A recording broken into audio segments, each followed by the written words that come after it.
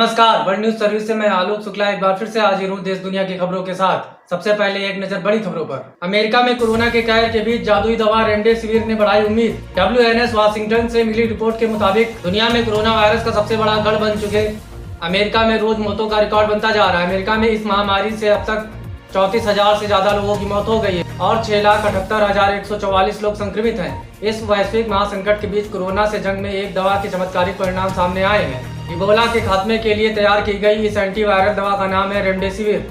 America के Chicago शहर में कोरोना वायरस से गंभीर रूप से बीमार 125 लोगों को रेमडेसिविर दवा दी गई, जिसमें से 123 लोग अब तक ठीक हो गए हैं और उन्हें डिस्चार्ज भी कर दिया। रिहा होंगे लालू यादव, बढ़ती उम्र का मिलेगा फायदा। WNS रांची से मिली जानकारी के अनुसार लालू यादव जल्द ही रिहा हो जाएंगे। सुप्रीम कोर्ट के निर्देश पर उन्हें पैरोल पर रिहा किए जाने का फैसला हफ्ते भर में झारखंड सरकार ले सकती है। झारखंड सरकार इसकी औपचारिकताएं पूरी करने में लगी है। इसे पूरा होने में हफ्ते भर का वक्त लग सकता है। भारत में भी कोरोना का बैक गियर हो सकता है पहले से भी ज्यादा खतरनाक। WNS दिल्ली से मिली जानकारी के अनुसार अभी एक मुसीबत खत्म नहीं हुई है और कोरोना से जुड़ी दूसरी मुसीबत ने ट्रेलर दिखाना शुरू कर दिया है। यानी अभी तक हम कोरोना से निपट रहे थे, मगर अब हमें कोरोना के डबल अटैक के लिए भी तैयार रहना होगा, क्योंकि दुनिया के दूसरे देशों के साथ साथ कोरोना पार्ट 2 ने भारत पर भी हमला कर दिया है। क्योंकि ज्यादा आबादी और कम मेडिकल सुविधाओं की वजह से हमारे लिए पहले से ही कोरोना के मरीजों का इलाज करना मुश्किल हो रहा था। वहाँ कोरोना से ठीक हुए मरीज अगर दोबारा बीमार पड़ने लगे तो क्या होगा। सोनिया गांधी ने 11 सदस्यीय सलाहकार समूह का किया गठन। बनारस से हमारे bureau chief Shri DS Mishra ji ने जानकारी देते हुए बताया है कि कांग्रेस ने वर्तमान समय के विभिन्न मुद्दों पर चर्चा और अपना रुख तय करने के लिए पूर्व प्रधानमंत्री मनमोहन सिंह के नेतृत्व में 11 सदस्यीय सलाहकार समूह का गठन किया है। पार्टी के संगठन महासचिव KC वेणुगोपाल की ओर से जारी बयान के मुताबिक कांग्रेस अध्यक्ष सोनिया गांधी द्वारा गठित इस सलाहकार समूह में पार्टी के पूर्व अध्यक्ष राहुल गांधी भी शामिल है। कांग्रेस के मुख्य प्रवक्ता रणदीप सुरजेवाला को इस समूह का संयोजक बनाया गया है। सोनिया गांधी रोजाना हालातों का मंथन करेंगी, लेकिन फिर भी कांग्रेस में नए परिवर्तन की आशा नहीं है। पूर्व प्रधानमंत्री चंद्रशेखर के जीवन पर बन रही film the hero of the emergency की शुरुआत हो चुकी है। ओम मोशन पिक्चर्स के बैनर तले बन रही इस फिल्म में अभिनेता का किरदार गुजराती फिल्म के सुपरस्टार राकेश पांडे निभा रहे हैं। वहीं इस फिल्म के प्रोड्यूसर जाने माने फिल्म निर्माता मुकेश पांडे हैं। आजम खान की जौहर यूनिवर्सिटी को बनाया जाएगा क्वारंटाइन सेंटर, DM ने जारी किया आदेश। WNS लखनऊ से उमा शंकर की रिपोर्ट के मुताबिक कोरोना पॉजिटिव मरीजों की संख्या उत्तर प्रदेश में लगातार बढ़ती जा रही है। वहीं पुलिस और प्रशासन इसकी चेन को तोड़ने के लिए दिन रात काम कर रहा है। इस बीच रामपुर जिले से एक बड़ी खबर सामने आई है कि रामपुर जिला प्रशासन ने समाजवादी पार्टी के कद्दावर नेता और सांसद आजम खान की जौहर यूनिवर्सिटी का अधिग्रहण कर लिया है। यूनिवर्सिटी का इस्तेमाल अब क्वारंटाइन सेंटर के तौर पर इस्तेमाल होगा। सुप्रीम कोर्ट के पूर्व जज मार्कंडे काटजू ने भगवान के अस्तित्व पर उठाया सवाल।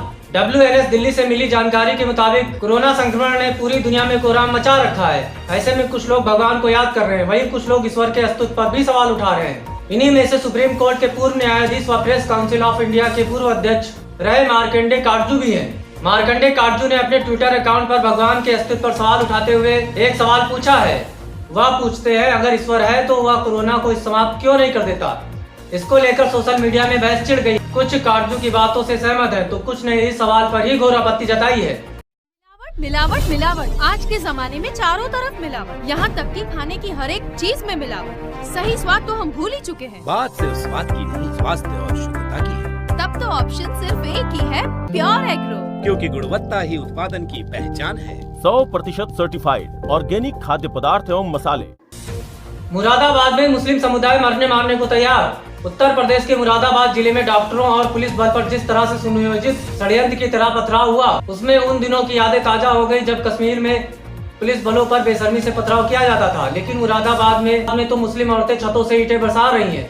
मुरादाबाद में चिकित्सा कर्मियों और पुलिस के ऊपर पथराव इतना जबरदस्त था कि एक बार तो पुलिस भी हैरान रह गई। पर उत्तर प्रदेश के बहादुर सिपाहियों ने अंत में पत्थर फेंकने वालों के वीडियो फुटेज की साक्ष्य पर दबोच लिया। इस घटना पर मुख्यमंत्री योगी आदित्यनाथ ने भी गंभीरता से संज्ञान लिया है। योगी ने अधिकारियों से कानून का सख्ती से पालन करने का निर्देश दिया है।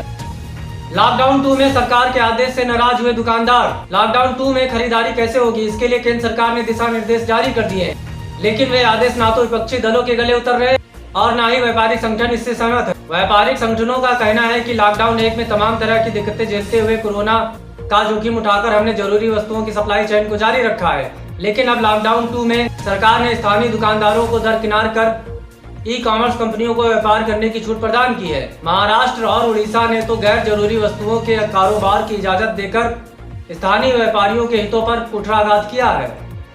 तापमान बढ़ने के साथ नहीं खत्म होगा कोरोना वायरस का संक्रमण पूरी दुनिया में फैलने के साथ ही यह कहा जा रहा था कि तापमान बढ़ने के साथ साथ ये वायरस भी या तो खत्म हो जाएगा या इसके मामलों में जबरदस्त गिरावट आएगी।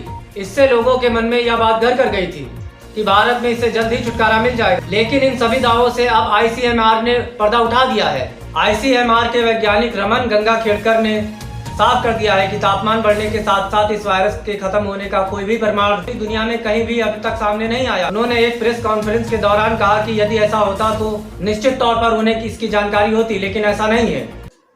आज के समाचारों में बस इतना ही। हम कल फिर हाजिर होंगे कुछ नई खबरों के साथ। तब तक के लिए नमस्कार।